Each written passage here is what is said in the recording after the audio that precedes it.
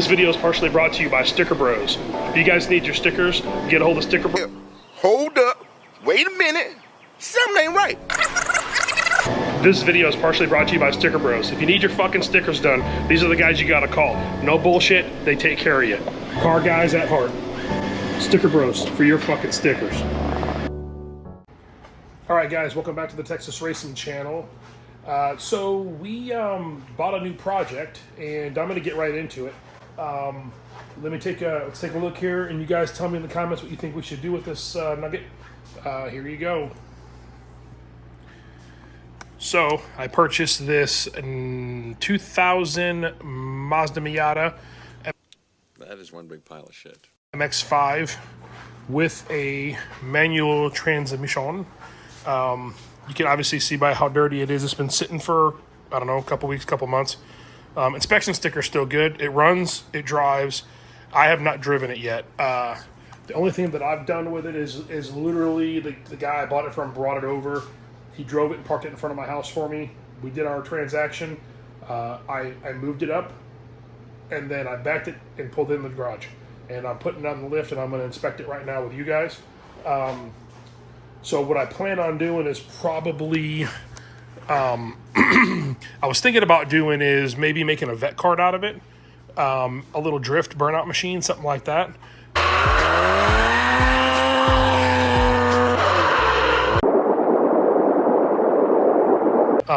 Obviously, it's seen better days, but it's got the little 1.8 in it, and it's already got some work done to it.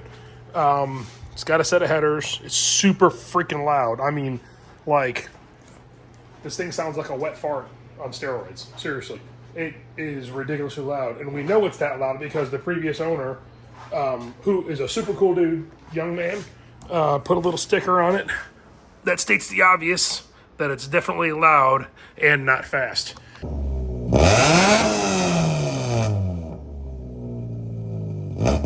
But it's got some cool stuff on it. I mean, it's got this CCP, I think is the name of the company, like fiberglass racing top with a little ducktail on it or whatever. And so probably going to sell that. Probably going to sell the doors, sell the ground effects, sell the trunk. Can't sell the front hood because it's destroyed. And probably sell the fenders and headlights and stuff like that. All that stuff's still straight. So recoup some money with it.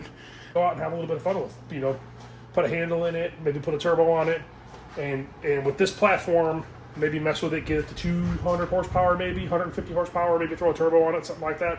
And then once we start breaking stuff, maybe we can LS swap it, twin turbos on that. You know, I've got some of that stuff already laying around. This is we're getting ready to put these turbos on our C10 project. I just haven't got to it yet. It's actually coming into the garage. The whole reason that I even pulled it in the garage is because I can't drive it right now because it overheats because the radiator took a crap. I've already purchased a radiator for it. I have it in this box right here. So with this episode, what I was just going to do is pretty much chop the front off, weld the bar across the front, throw a radiator on it real quick so that I can drive it around. Most likely I'm going to have to throw a muffler on it, another muffler, or put a converter back in it. I got a couple laying around just to make it, it's so loud. Like, I can't start it. Some neighbors are saying way too loud. That's only in the morning. You supposed to be up cooking breakfast or somebody, and so that's like an alarm clock. Woo, woo! The police will be here in 10 minutes. Maybe 5 because it's me. But, so yeah, that's the plans. Let's get underneath this car and take a look at it. And I'll take you guys for the inspection, and then we'll go from there. All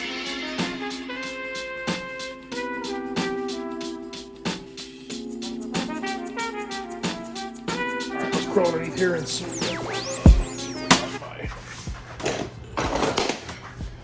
My stool here. Okay. Well, obviously, we're going to have to cut everything. I think I'm just going to cut it here, take the condenser. I mean, air conditioning works. I tried it. It actually works right now. Believe it or not, that does not leak, which is kind of cool, but yeah, where we're going, we're not going to need air conditioning. Grab my light real quick and see what's going on here. So it looks like the guy told me it had coilovers on it. So I see coilovers. Oh, it's got upgraded brake lines. So that's cool. I see upgraded brake lines, so that's a plus. The tires look like the alignment's out. And that sway bar shifted over from the hit. Those tires are toast. Probably could be the reason why he drove into the back of somebody. Let's see here. Does have a full exhaust on it. Actually, don't you really need that light? And then it looks like he said the check engine light's on because the cat was removed, which it obviously is. Exhaust to that. That's the reason why it's so damn loud. Oh, there's the exhaust. There's the second O2 sensor, so I'll have to wire one of those in so I can get rid of that check engine light so it'll pass inspection. And then I don't see anything else done. Support beams, bars, nothing like that for the suspension. The axles look good though. I mean, like all that stuff. So yeah, it's got some no-name brand coilovers on it. Oh, it's got upgraded lines back here too. Cool. All right. Let's make sure it's on both sides. Yep. All right. And then coils back here. And these tires look really good. That's weird that these tires look good in the back and the ones in front are toast. I mean, I wonder if I could switch those around before I go get a new set of front tires and practice the drift abilities with this one. So I get the radiator in it, and then obviously out of a little fart can, and that's why it's so damn loud. Well, we'll worry about that later because we're probably going to cut this all out. I think I'm going to get up in the morning tomorrow and head over to the Harbor Freight and get a bunch of Sawzall blades, maybe a new Sawzall, and that way we got plenty of things to chop with, and so stick around.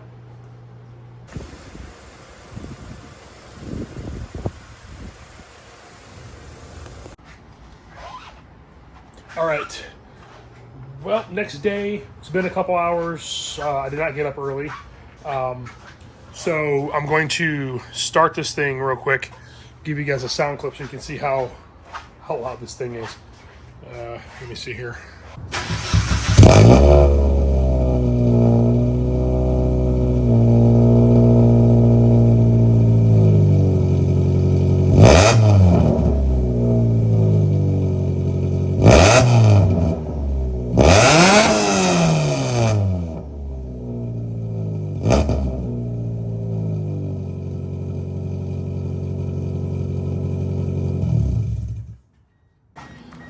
And that's why you can see we're putting more mufflers or something on it, because that is absolutely,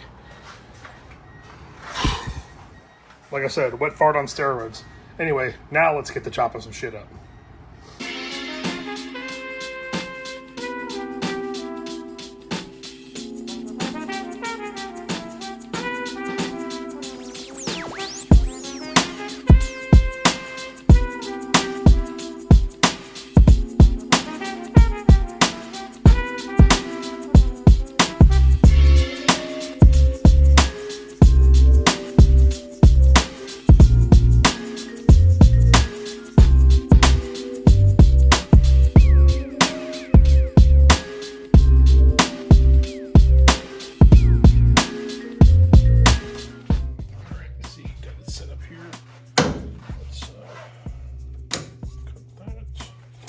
Now, the only reason I'm being careful with it now is because I'm going to, in time, we're gonna make this into like I said, a cart.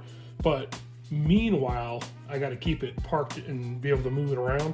That's the only reason I'm doing. I'll do all the maintenance now. I'll do this now so I can drive it for a couple weeks while I get the other project in here, which is our Suburban that's getting the twin turbos. So that's got to come in next.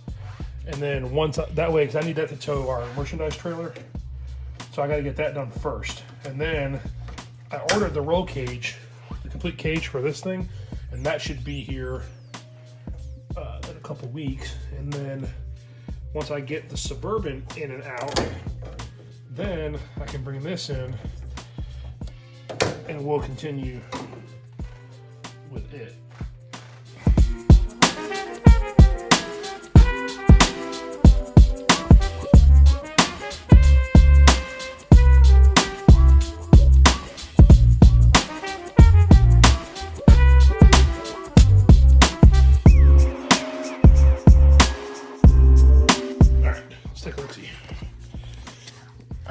So obviously it goes in that bracket. I'll have to bend this back a little bit, and then plenty of clearance. And then now that it's sitting a little more forward because everything got fucked up, this hose, I can just cut it right here and it looks like it'll literally just fit right on. So we'll go ahead and do that. I'm not gonna do, I'm gonna cut this hose that way I know it fits. Then I'm gonna take the radiator out and then do the timing belt. Knock that out real quick, and I can put it all back together and we can go do donuts. But for just setting it in there, bam. So we get to reuse that good hose. Nice and trim. It's perfect right on the line, perfect right on the deal. Let me, I need to clean all this crap up. I need to take that out, take this off, and then I'm gonna set up the cameras, and I'll do a time lapse on the timing belt install.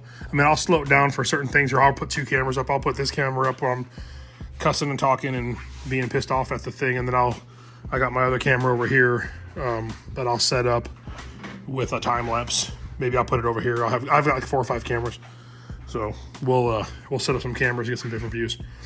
One thing I always forget to mention is if you guys go to TexasRacingChannel.com. We sell t-shirts, we sell hats, we sell all the gear you see us wearing. This is one of the older shirts. The newer ones say Texas Racing Channel across the front of them. We got them in all different colors. You got Gap shirts. We've got all kinds of stuff. We've got all the different stickers for the Energizer Bunny, Texas Racing Channel. We've got the Texas Racing Channel hats. We've got, I don't have everything here in front of me, but we've got koozies, keychains, lanyards, snow caps, hoodies. If you go to PFI, you'll see Brent and Steven and his whole crew up there. They all got hoodies. They're always sporting them. You watch Street Outlaws. You go on Chief's channel. He's always sporting Texas and supporting us, the Texas Racing Channel stuff. So if you get a chance, go to TexasRacingChannel.com. That helps us keep doing these projects and the things that we're doing. Like I said, that really pretty much is what pays us, what pays for us for the channel, pays us to do things.